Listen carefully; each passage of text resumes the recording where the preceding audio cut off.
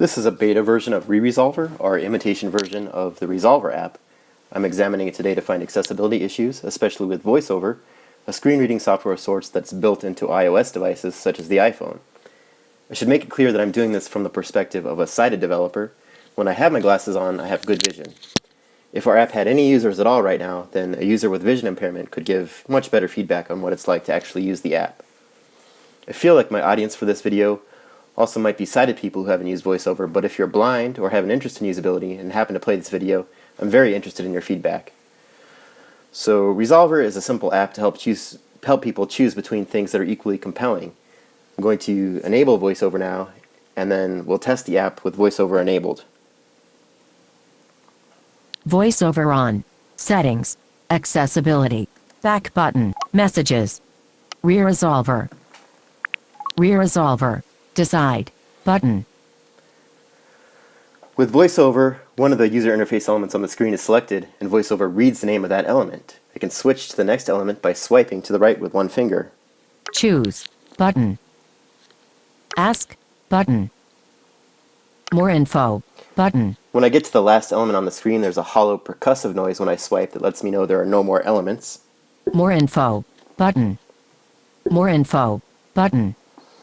And I can activate an element by double tapping the screen with one finger. I'll activate the More Info button now. Instructions. Menu. Back button. Swipe. Instructions. Swipe. Heading. ReResolver information. ReResolver is a preservation attempt to revive Resolver, a once highly rated decision-making app created in Iceland, from oblivion by system updates. The code is open source, as with nearly all menu. Menu. Decide. Button. Okay, I cut that off because it's really long, so I just navigated back to the previous screen. Now sometimes it's helpful to investigate by closing my eyes, pretending that I'm blind, and finding out if I can still use the app. So let's investigate the Ask feature now. Choose. Button. Ask. Button. Ask. Menu. Back button. Ask. Heading. Okay, when I navigate to the next element, it will tell me that it's a button. ReResolver button 300 points. Button. But the other information that it gave me was the name of an image file, which the texture of the button, and it was sort of gibberish. So maybe we should have a better indicator about the button for visually impaired users. So VoiceOver lets you give a name for each element and also a hint about what the element does. Now, what's supposed to happen on this screen is that the user can push the button and then get some advice. So I'm going to double tap now, which is like a push. Oh yeah. And you can keep tapping the button to get additional answers. According to NASA, the answer is no. So there's also a special feature on the screen. It's not documented yet, but if you shake the phone, it will give you an additional answer.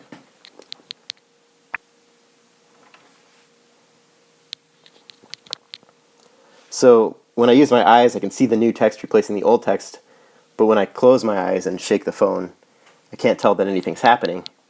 So that needs to be improved as well. Take a note of these two problems. So let's go back and look at another feature, the Choose feature. Ask. Heading. Menu. Back button. Menu. Decide. Button. Choose. Button. Choose. Menu. Back button. Okay, I think this feature has some usability issues even for sighted people, but let's investigate it anyway. The screen lets us add a list of choices, and then we can ask the app to pick from one of those choices that we've added. Choose. Heading. Add. Button. So now I'm going to double tap to select the Add button. Text field. Double tap to edit. So there's a text field here, but it's called by VoiceOver just a very generic text field name. Now, I did just click the Add button, so I might know that what I'm going to type in here is something that I'm going to add, but I still think it's a little bit confusing if I couldn't see, so I'll make a note to add a hint to the text field. Now I'm going to sort of skip through this screen a little bit. I'm not very good with text entry in VoiceOver, so I'm going to go to this Recent choice instead. Text field. Recent. Button. Recent. New choice. Back button. Now this screen lets us select a recent option that we've used sometime in the past, and then we can add it to that Choose screen that I was just on. So I'm just going to add pizza and taco. Pizza. Action. Pizza. Text field. Done. Choose. Menu. Back button. Add. Button. Text field. Recent. Button. Recent. Pizza. Taco. Actions of taco. Text field. Taco. Tactical. Now Q. I'm cheating here. Instead of swiping through every character, I know where the done button is, so I'm tapping that Done. and then double tapping it. Choose. Taco. Okay, so now if I go to the choose button, then this will that will pick between pizza and taco. So I'll select choose now. Choose. Taco. Dimmed. Button. Okay, so that time it Choose. picked taco. Back. Choose. Taco. So I think, as you can see, there are a lot of usability problems with that screen, just besides the generically labeled text field that I noted. I haven't quite worked out what's wrong just yet, so right now I'm going to concentrate on fixing those 3 problems that I noted. So the problems that I found, I did it by using VoiceOver. VoiceOver is enabled on the phone, but Xcode, the development environment for iPhone apps, also comes with an accessibility inspector. And the newest version of this inspector can find many of these problems automatically with an accessibility audit feature. So I'll probably put a little bit more about that in my blog entry. Screen dimmed. All right, now I'm going to switch to a version of the app with changes to address some of these problems that we just spotted. Here's our app with the changes. ReResolver. Decide. Button. So let's go into the Ask screen first. Choose. Button. Ask. Button. Ask. Menu. Back button. Ask. Heading. Now here comes the button that was labeled with only its image name before. Results. Button. Displays a new decision when pressed. So the button is called Results now, and we get a hint about what the button does. It displays a new decision when it's pressed. Signs point to yes. And when it's pressed again. Don't count on it. Okay, now I'll test the shake feature. Before, when I shook the phone, the text on the button was updated, but blind users would have no idea what was happening. So now I shake the phone. Outlook good. Outlook not so good. And when the text on the button changes, VoiceOver reads the new text to us.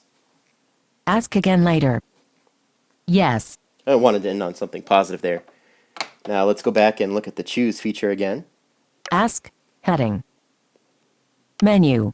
Back button. Menu. Decide. Button. Choose. Button. Choose. Menu. Choose. Heading. Add. Button. So in this add area, before we had a problem with a text field that was just called text field.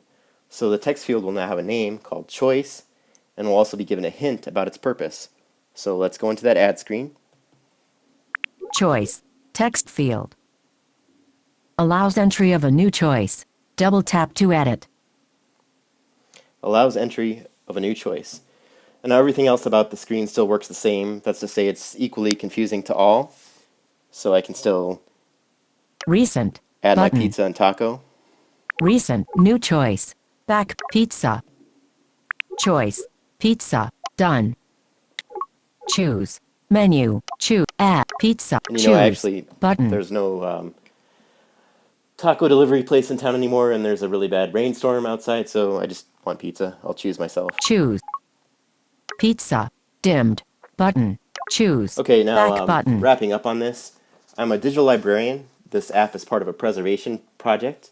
Initially, we were trying to duplicate the original app as closely as possible. I need to go back and look at the original app and see how it performs with VoiceOver, but I think that even if the original app has accessibility problems, instead of duplicating those problems, we should be comfortable with making small changes like this, variances from the original app, so that more people can examine it and use it. At least that's my current thinking. So if you have any feedback for me, you can leave it in the comments here or in my blog at marooned, MAROONED librarian.wordpress.com. Thanks.